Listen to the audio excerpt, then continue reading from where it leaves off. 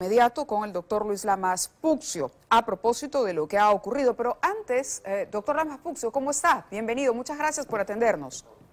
¿Qué tal, Mavila? ¿Cómo estás? Buenas noches. Bien, quería invitarlo a escuchar lo que dijo el coronel Víctor Reboredo, jefe de la División de Investigación de Homicidios, a propósito de lo que ha ocurrido el día de hoy, que terminó con esta decisión del Poder Judicial, que decidió finalmente rechazar un pedido para detener a Wanda Bermúdez Vieira, que es claramente una de las cabecillas de esta organización criminal conocida como el Tren de Aragua. Vamos a escuchar al coronel Reboredo y continuamos con el doctor Lamas Puccio. Por errores involuntarios de dígito, el Ministerio Público no se habrían incoado los presupuestos que efectivamente indica el magistrado que ha dado esta resolución. Sin embargo, todos esos presupuestos de corroboración existen y presumimos que por un error involuntario no ha sido considerado esto. Sin embargo, estamos muy seguros, muy convencidos de que esto se va a subsanar, este error administrativo de dígito. Todos los días hablamos, doctor Lamas Puccio, sobre el Tren de Aragua, todos los días conocemos también de las capturas de la policía, de las amenazas, las víctimas de la extorsión declaran en los medios de comunicación. ¿Quién cometió el error aquí? ¿El Poder Judicial, ante algo que era flagrante, la Fiscalía a la hora de formular, la Policía al entregarle los elementos de convicción a la Fiscalía? ¿Cómo explicar lo que ha ocurrido? A ver, vamos por partes, digamos, ¿no? Un juez de tutela resuelve un pedido de acuerdo a lo que tiene ante la vista, es decir, los documentos que le han hecho llegar. Él analiza los considerandos, los elementos de convicción, lo que dice la policía y analiza a su vez lo que el fiscal está solicitando. Es decir, si lo que el fiscal dice está o no está respaldado con documentos para poder tomar una decisión. Y a partir de ahí un juez resuelve.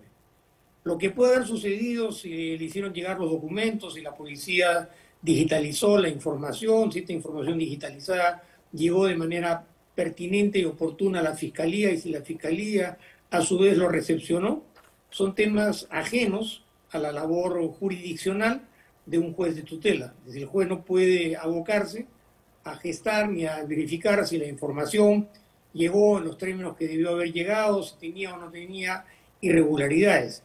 Esa es una responsabilidad directa de la Fiscalía.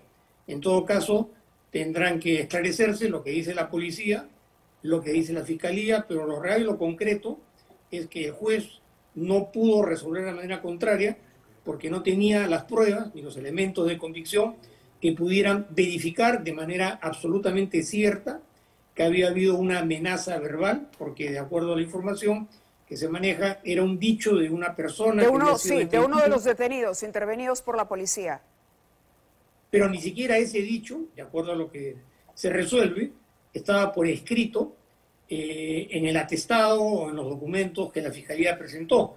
Entonces, si el juez no tiene esos elementos, el juez se expone a resolver de manera Pero diera contraria. la sensación, perdóneme, diera la sensación, si la Fiscalía va a solicitar algo es porque está comprometida y sabe perfectamente lo que necesita presentar. Lo que uno no termina de entender es cómo un caso tan visible, tan conocido y de tanta importancia, estamos hablando de una delincuente que amenaza a un coronel de la policía, que la Fiscalía no haya podido subsanar o darse cuenta que no presentaba lo que necesitaba el juez para disponer la detención preventiva. ¿No hay ahí, además, cierta negligencia o ligereza, por lo menos en la manera de conducirse del Ministerio Público?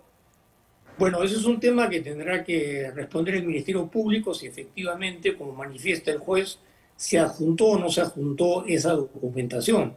Porque para hacer un pedido de esta naturaleza, el fiscal tiene que estar absolutamente seguro sobre la necesidad de que el juez resuelva en esos términos, porque esta necesidad está respaldada en hechos fácticos, en documentos que están verificados a simple vista. Pero si eso no existe, cualquier juez no podría resolver porque estaría incluso asumiendo una responsabilidad.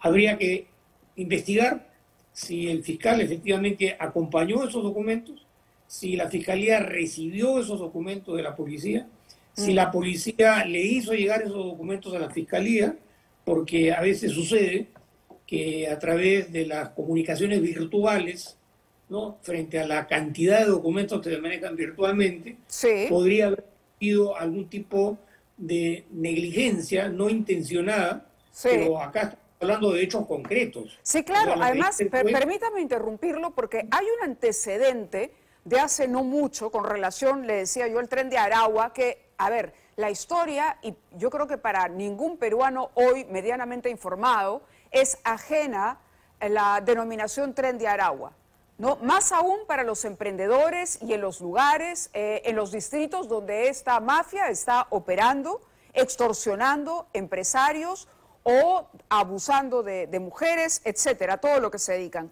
El 2 de julio, le estoy leyendo una nota del diario El Comercio, el Ministerio Público dispuso dar por concluido el nombramiento de la abogada María del Socorro Abad Tandazo como fiscal provincial y su designación en el despacho de la 9ª Fiscalía Provincial. ¿Por qué? Porque ella dispuso la liberación de Alvin Daniel Vargas García y Dani José Marcano Andrade, presuntos cómplices del abatido delincuente Christopher Fuentes González, conocido como Maldito Cris. Esta mujer, Wanda, ha sido pareja de Maldito Cris. Entonces, ahí hay como, ¿qué está pasando con la Fiscalía? De pronto no está tomándole la debida importancia a este esfuerzo que se hace desde la policía para luchar contra el crimen. ¿Es realmente una ligereza tolerable por parte del Ministerio Público? Yo creo que hay que separar las cosas. Acá nadie está diciendo que esta señorita sea inocente y que no sea parte de esta organización criminal. De acuerdo. Lo que se está debatiendo, o que se debatió en este momento, era si procedía o no procedía una detención preliminar a nivel policial y si como consecuencia de no poderse detener a esa persona, el juez tenía que decidir que se procediera a una captura internacional de esa persona. Esos son los dos puntos que están en discusión, porque como vuelvo a manifestar, se trataba de una solicitud para una detención policial preliminar, que ni siquiera es una solicitud de prisión preventiva. Es decir, ni siquiera se ha formalizado todavía la investigación preparatoria. Que no se han acompañado los documentos, eso tendrá que investigarse.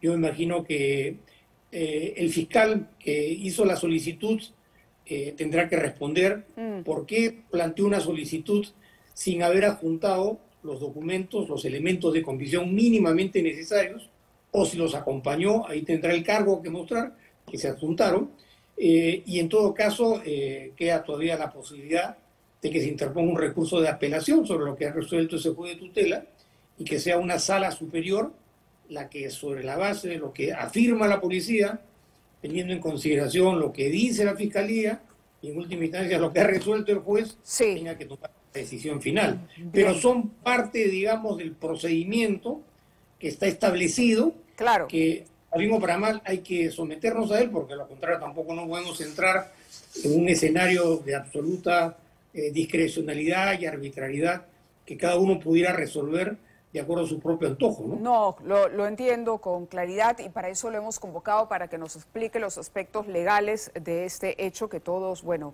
lamentamos o por lo menos nos sorprendemos ante una decisión cuando estos casos deberían simplemente correr, ¿no? Ante tanta evidencia deberían estar, caramba, los files que entrega la policía y la fiscalía completos, los de la fiscalía, el Poder Judicial completos, y que estemos discutiendo hoy por hoy y que haya que subsanar y que una persona que debería estar hoy con una orden de detención siga aprovechando el tiempo a su favor para escabullirse de la autoridad, es algo que indigna a la ciudadanía. Yo le agradezco, doctor Lamas Puccio, por habernos acompañado esta noche. Igual, muchísimas gracias. Gracias a ti, hasta otra oportunidad. Gracias. Saludos. Muy buenas noches. Ahora, yo no sé...